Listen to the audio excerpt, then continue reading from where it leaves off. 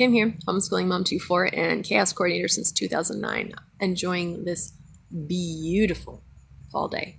Absolutely gorgeous. I'm going to be doing a food challenge in November. I'm going to be documenting it because got to get our grocery budget under control. I need to explain a little bit our family health situation and why we're making certain food choices, because it might seem counterintuitive, choosing cheap, easy meals, why we don't throw things like peas and corn and beans into a lot of our foods. My husband, when he was a teenager, was diagnosed with ulcerative colitis. If you don't know what that is, you have a varying scale of digestive issues that can happen. You have IBS, which is the easier to take care of. It's more of diet, and some medications can really help. And then you have ulcerative colitis, which is irritation in the large intestine,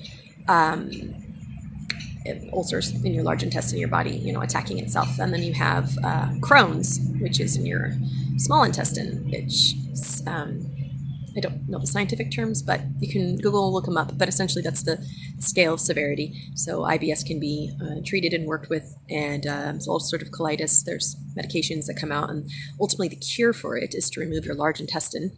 And Crohn's, unfortunately, there's no cure for it, and let me just say that I just kept saying, at least it's not Crohn's.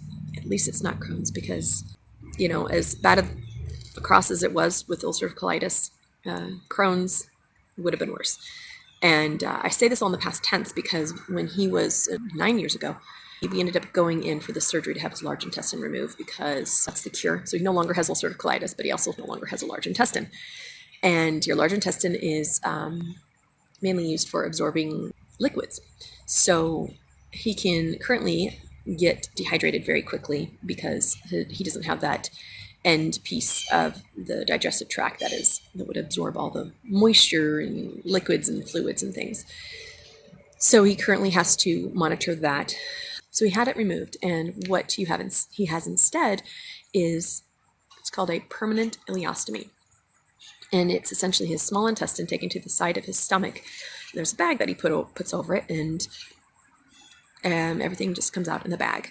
He really married the right person, because all my life, our whole entire family has had digestive issues and lots of poop issues, and so did not faze me in the least. It's like, you married the right person. I do not care. It does not gross me out in the least. Snot will gross me out, make me gag, but that kind of stuff just doesn't bother me. He had the surgery. He went in, and it was going to be a temporary ileostomy. And during the surgery, there are two lines, like plumbing, that were supposed to be connected. And his surgeon said, every surgeon has those once-in-a-lifetime patients that everything that could go wrong goes wrong. Jeremy, you were that patient. So he was in the surgery. It was only supposed to last a couple hours, and the surgery ended up lasting about 12 hours. And in the middle of that, I had to make the decision for my husband for the ileostomy to be permanent, because it was literally God saying, no, you're not going to connect point A to point B, because the vein that's supposed to be 5 inches is 1 inch. Sorry, not going to happen. So he ended up coming out of the surgery with a permanent ileostomy. Really, really long and rough recovery, in and out of the hospital for months. There was a lot of risks involved, and his health now, he doesn't take any medication. He's not immunosuppressed anymore, although he gets sick easily because of the nutritional aspect of things that I'll get to in a second. A bad day now is still better than a good day before. And we're 9 years into this. It was hard trying to figure out the food situation, because previously he had to watch what he ate, but he could digest things. He just would have to use the restroom quite frequently. Now he has to watch what he eats, because he physically cannot digest the foods. At the time, we just had one daughter, and between the three of us, it didn't make sense for me to make food, or him to make food, that one of us couldn't eat. So we cut out all sorts of things from our family diet. One of them was corn. So those of you that are from outside of the United States, right smack dab in the middle is a state called Nebraska. We are literally called the Corn Huskers. That's our football team. There's cornfields everywhere. My first real job was detasseling, which is walking through cornfields and taking the tassels off of the corn stalks. Corn, everything is corn-fed beef, right? So we're this one random little family in the middle of Nebraska, and my children, up until the last summer, our oldest knew what corn on the cob was. Our younger three had no idea. Like, they'd see play corn at a friend's kitchen set, and they thought it was a form of banana. I brought home some corn to husk, and they had no idea what it was. They knew what popcorn was, but that's about it, because we just didn't have it in the house. I'll go into another video. I'll post it down below whenever I make it, about the food allergies the kids have gone through. But suffice to say, his diet right now is restricted. He can't have things that are very fibrous.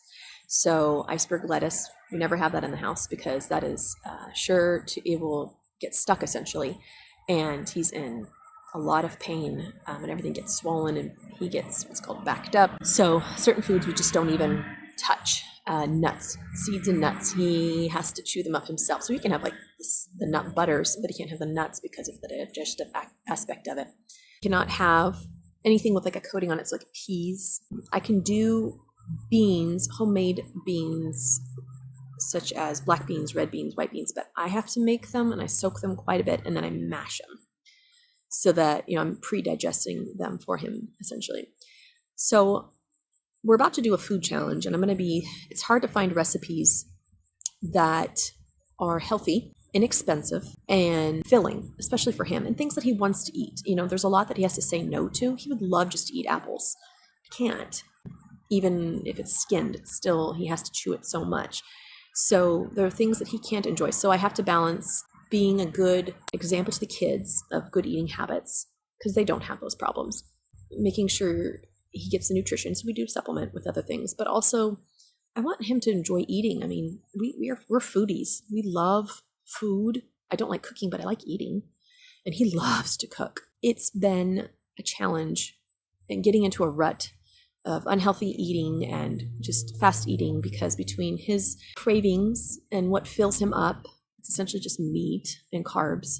And then he's always tired and doesn't have a lot of energy. He eats the way that would give him a lot of energy. It would just be the foods that he doesn't want to eat, which is fine, except for that's what brings him joy, and that's what he enjoys doing. So our diet choices are because of necessity, and also just trying to maintain good eating habits for everyone, and making sure he gets to enjoy what he gets. So when you see a lot of our recipes that we post and you're wondering why we don't throw in this to bulk it up or that, it's catered to his taste, because he's very limited, and also it's catered to his digestive tract. He just physically cannot digest it. A lot of times we'll have salads are usually heavy on spinach, because that's something he can have. Usually, if there's a beef and broccoli, I'll have to pick out the broccoli for him if he's struggling at that time. So if you've made it this far, you get these extra few little details. So the ostomy, you can look it up, what a permanent ileostomy looks like, but it's essentially, it's the tenderness of like your lips, and it's basically on the side of his stomach, and so it's that tender, and he has no control over it, so it does randomly make loud sounds. So he named it Ron, after Ron something from some character. I don't know, I'll put it here. It's loud sometimes, but we all get used to it, and it can have a smell, but he has drops that he puts in his bag, and that fixes it. So for anybody that wants a link to Ostomy Drops that are cheap and work, because insurance thinks they're not necessary, I'd like to take one of those CEOs and stick them in the bathroom without drops and let them tell me if they're necessary or not. But you can buy them through your insurance for like $30 a bottle, or you can buy them in bulk from Medical Monks. That link I'll put down below for the Ostomy Drops that we use, and we just pay out of pocket for them. I think it averages to like $8 a bottle, which is good. That is why we eat the way we do for at least one member in our family. I have my own restrictions as well, and I'll go on to that in another video. And then our children too, although they are all good now, there's no allergies now, they each had a time where we were very restrictive of certain random things. You know, looking back, could we have done things differently with his diet and his body? Maybe have gotten him healed, absolutely. But we didn't know then what we know now. And so we are at peace with where we are now, and we're okay with that. Important thing in life is to know that we are all going to make mistakes. Important thing is to learn from them. God bless.